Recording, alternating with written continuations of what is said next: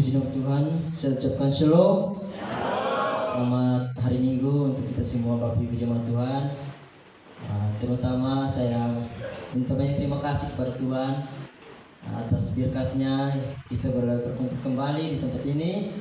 Dan saya minta banyak terima kasih juga kepada Oma dan Bapak sudah memberikan kesempatan, bahkan seluruh jemaat Tuhan yang hadir pada pagi hari ini sudah memberikan kesempatan untuk saya menyampaikan firman Tuhan pada pagi hari ini.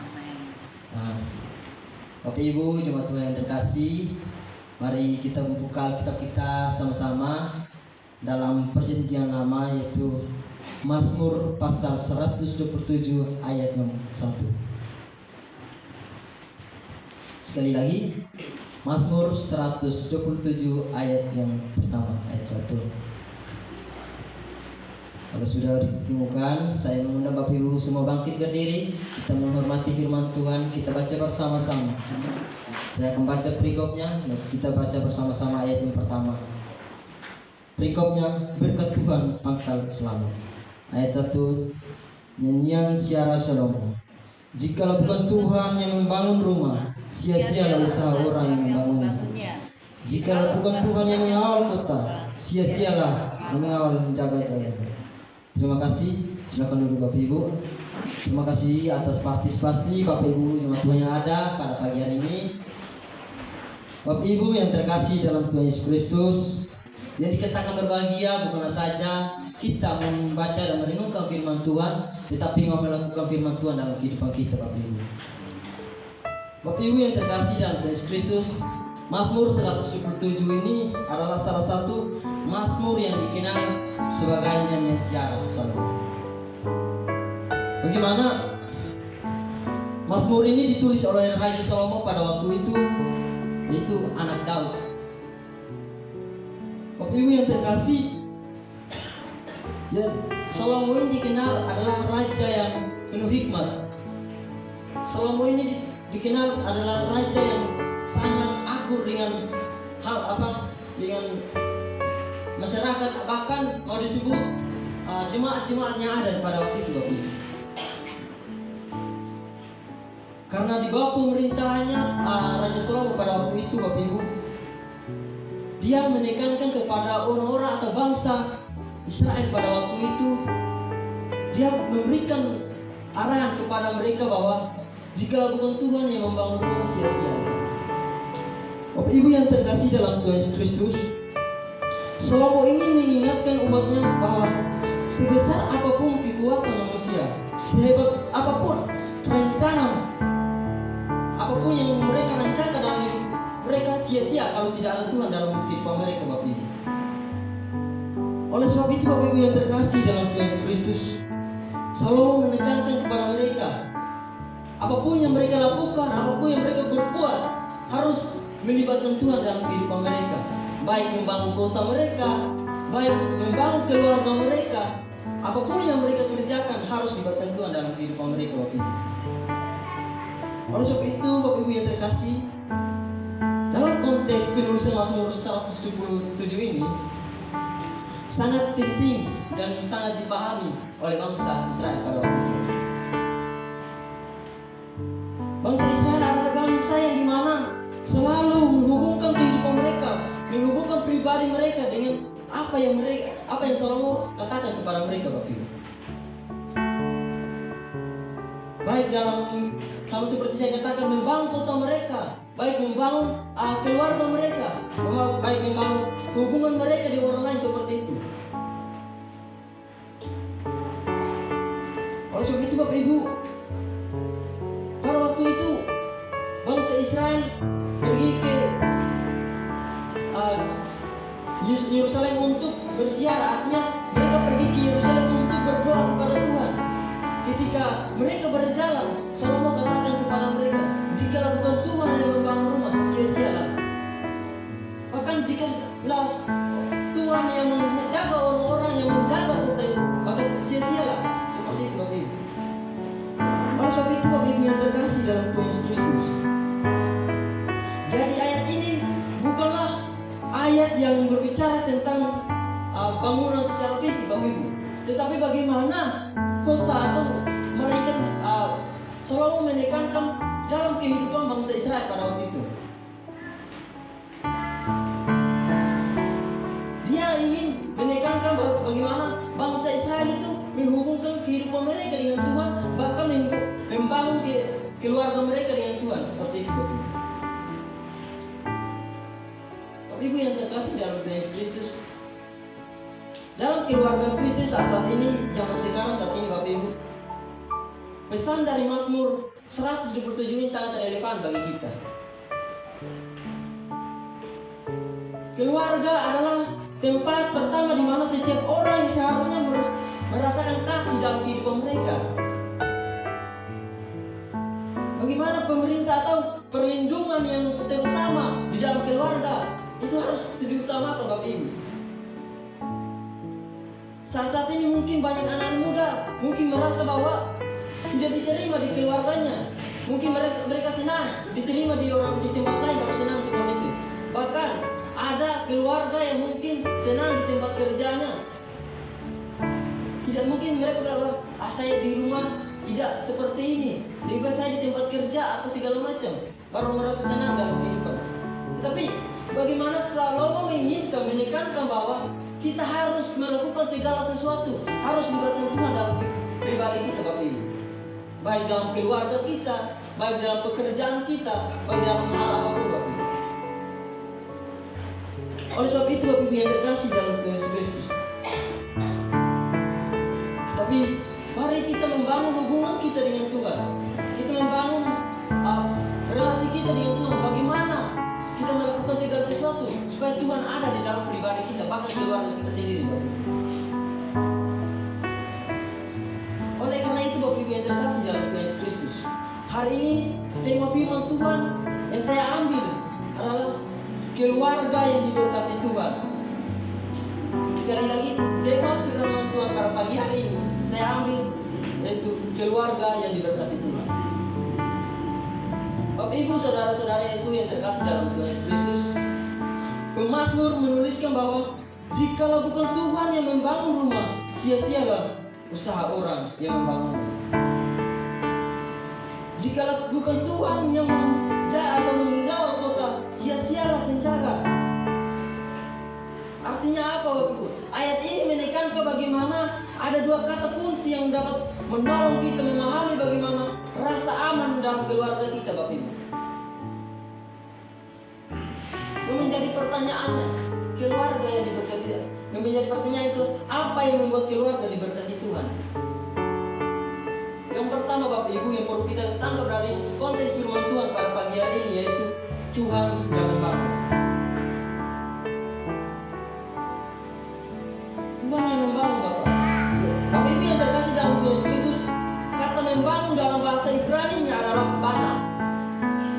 Sekali lagi kata Ibrani dalam bahasa aslinya itu bana. Artinya yang mendirikan atau memperkuat, menegakkan sesuatu dengan kokoh. Artinya di sini menekankan segala sesuatu yang kita lakukan harus dengan kuat, dengan kokoh seperti itu Bapak Ibu. Sama seperti sebuah bangunan tidak akan pernah kuat jika fondasinya rapuh. Ketika kita melakukan membangun rumah Bapak Ibu, tentu kita maunya fondasi kita itu harus kuat. Kita maunya apa yang ada di bawah itu harus kuat Bapak Ibu. Tidak mungkin kita mau asal-asalan aja seperti tidak. Tapi bagaimana kita mau bangunan itu harus kuat, kokoh seperti Bapak Ibu. Oleh sebab itu Bapak Ibu yang terkasih dalam Tuhan Yesus Kristus, Salomo juga melihat bagaimana Tuhan memelihara, menjaga bangsa itu. Bahkan Bapak Ibu yang terkasih, Salomo melihat ketika dia belum menjadi raja Bapak Ibu, ayahnya Daud, dia jatuh berkali-kali. Bahkan Salomo melihat apa yang Daud rasakan daripada waktu itu. Tetapi bagaimana dia melihat penyertaan Tuhan, perlindungan Tuhan membangkitkan Raja Daud pada waktu itu. Dia melihat Tuhan bekerja dalam kehidupan Daud pada waktu itu. Sebab itu Bapak yang terkasih dalam Tuhan Yesus Kristus, bagaimana yang menjadi pertanyaan kita, bagaimana kita dapat memahami bahwa Tuhan yang membangun keluarga kita? Kalau kita membaca dalam Mazmur Matius 7 ayat 24 itu, di situ berkata bahwa setiap orang yang mendengarkan perkataanku, ia tidak akan melakukannya. Setiap orang yang mendengarkan perkataanku ini dan melakukannya, ia sama dengan orang yang bijaksana yang mendirikan rumahnya di atas batu. Artinya apa Bapak Ibu yang terkasih? Artinya firman Tuhan adalah fondasi yang kokoh, fondasi yang tidak tergoyahkan Bapak Ibu. Banyak orang mendengar firman Tuhan, tetapi banyak orang yang tidak mau melakukan firman Tuhan dalam kehidupan mereka. Terkadang mereka hanya datang untuk mendengarkan, tetapi tidak menangkap apa yang disampaikan firman Tuhan. Tetapi bahkan ada juga mereka yang mendengarkan, tetapi tidak mau merenungkan. Firman ini maksudnya apa seperti itu. Tapi dalam Matius 7 ayat 24 ini berkata bahwa orang yang harus mendengarkan firman Tuhan, dia sama seperti orang bijak. Ini adalah perumpamaan Tuhan bagaimana tentang dua batu atau dua orang yang membangun rumah di atas pasir dan di atas batu.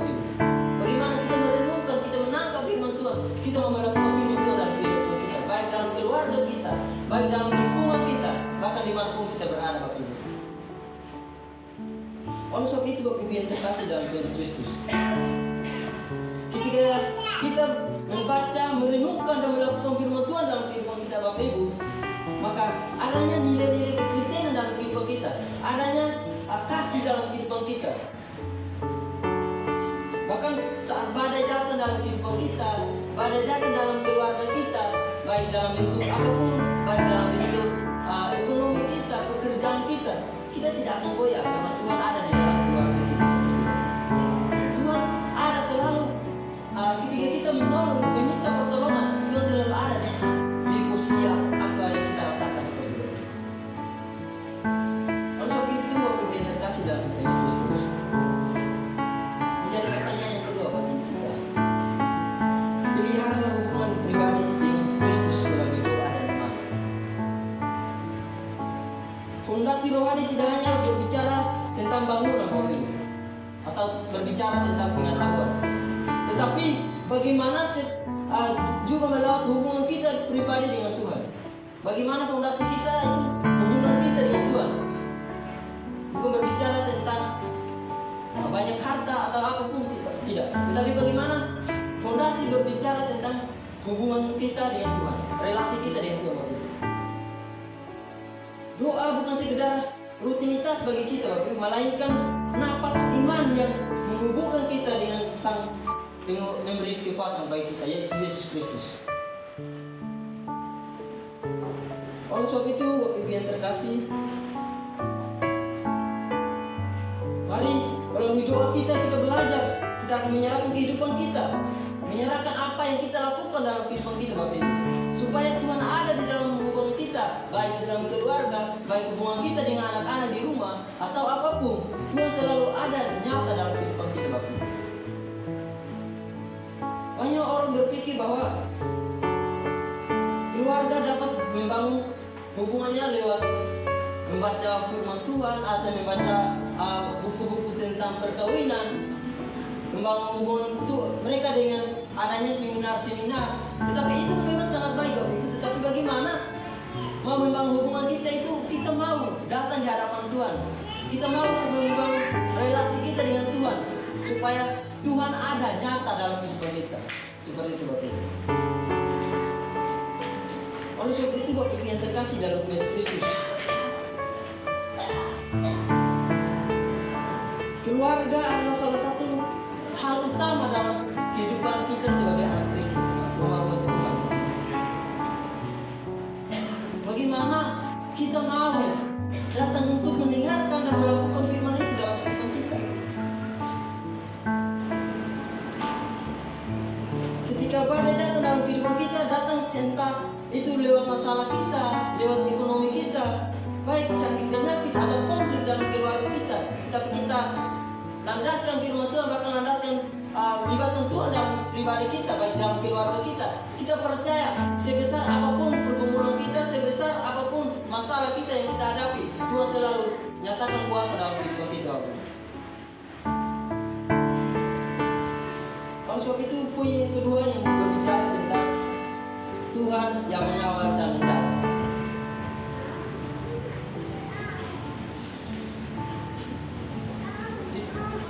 Ayat yang pertama B berkata bahwa jika bukan Tuhan yang mengawal kota, sia-sialah mengawal dan berjaga-jaga. Artinya apa Bapak Ibu? Kata pengawal dalam bahasa Ibrani adalah sama. Sekali lagi, kata Ibrani atau bahasa aslinya dalam kata pengawal adalah sama, yang berarti menjaga, memelihara, melindungi dengan setia. Bapak Ibu yang terkasih dalam Yesus Kristus, tidak ada penjaga yang lebih kuat daripada penjaga Tuhan, perlindungan Tuhan. Kita ada sampai hari ini, itu adalah pertolongan Tuhan.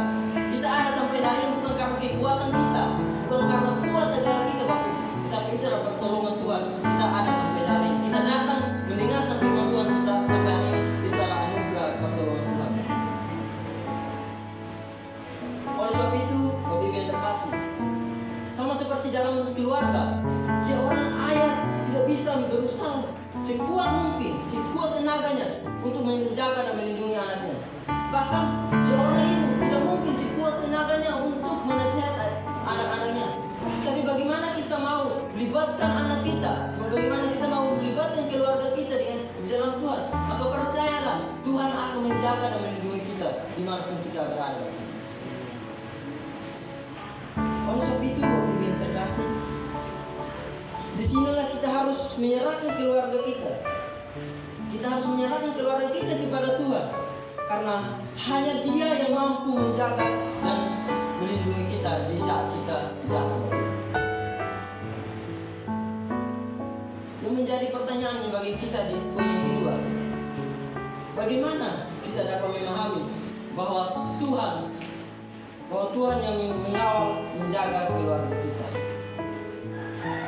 Bagaimana kita berpikir bahwa bagaimana kita merasakan perjalanan penjagaan Tuhan itu dalam keluarga kita. Yaitu yang saya tulis di sini, yaitu damai sejahtera yang melampaui akal dan hati pikiran kita. Bagaimana kita merasakan penyertaan Tuhan dalam kehidupan kita? Itu adanya damai sejahtera yang melampaui akal dan pikiran kita. Dalam Filipi 4 ayat 7 mengatakan bahwa damai sejahtera yang melampaui segala akal akan melihat hati dan pikiranmu dalam Kristus Yesus. Bapak Ibu yang terkasih, ketika keluarga tetap merasakan ketenangan meskipun menghadapi banyak tantangan dalam keluarga Bapak Ibu, mungkin baik dalam hal ekonomi, hal apapun Bapak Ibu, tetapi ketika kita memberikan hati kita, memberikan pikiran kita di hadapan Tuhan, maka percaya Tuhan tidak akan pernah diam ketika kita mau menyerahkan semua pergumulan kita ke dalam Tuhan. Oleh sebab itu Bapak Ibu yang terkasih dalam Kristus, Tuhan selalu menjaga dan melindungi kita di saat kita jatuh, di saat kita susah. Disitulah penyertaan Tuhan nyata dalam hidup kita. Tuhanlah yang membangkitkan kita dari kejatuhan kita ketika kita membangun relasi dengan Tuhan. Tuhan akan mengawal kita, Tuhan akan menjaga kita. Kita tidak akan jatuh ketika kita ada di jalan Tuhan. Bapak Ibu yang terkasih dalam Yesus Kristus, sejahtera akan nyata ketika kita libatkan Tuhan dalam pekerjaan kita, bahkan apapun yang kita harapkan.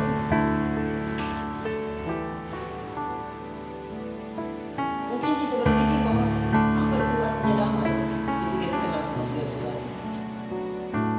Bagaimana kita mau melakukan segala sesuatu kalau hati kita tidak tenang? Bagaimana kita mau melakukan segala sesuatu dalam keluarga kita kalau kita tidak ada hubungan dengan Tuhan seperti itu? Maka apa yang perlu kita lakukan itu tidak akan benar di hadapan Tuhan kalau kita tidak membangun hubungan dengan Tuhan. Baik dalam keluarga kita, baik dari anak-anak, baik dari apapun. Kalau kita tidak membangun hubungan fondasi kita dengan Tuhan, maka percayalah Tuhan tidak, kalau kita melakukan itu, kalau tidak ada kenyataan Tuhan, Tuhan tidak mau menolong kita ketika kita jauh dari Tuhan, jauh dari jalan Tuhan. Tapi bagaimana kita punya hati, kita mau kembali untuk mau melandaskan firman Tuhan, bahkan membangun hubungan dengan Tuhan, maka kita akan disertai oleh Tuhan ketika kita jatuh. Tapi Ibu yang terkasih dalam Yesus Kristus, yang menjadi pertanyaan itu bahwa adanya keharmonisan yang dijaga oleh kasih. Bagaimana pun yang kedua bicara dari bahwa Tuhan menjaga kita seperti itu. Keluarga yang hidup dalam kasih dan saling menopang meskipun penuh kekurangan. Ketika kita walaupun banyak tantangan apapun dalam kehidupan kita Bapak Ibu, tapi kita landaskan firman Tuhan, landaskan Tuhan dalam kehidupan kita, percayalah Tuhan selalu menyertai kita. Keluarga adalah salah satu wadah bagaimana kita membangun hubungan. Bukan saja kita datang ke gereja, tetapi bagaimana keluarga itu adalah membangun relasi kita supaya kita menjadi semakin hari semakin dekat dengan Tuhan.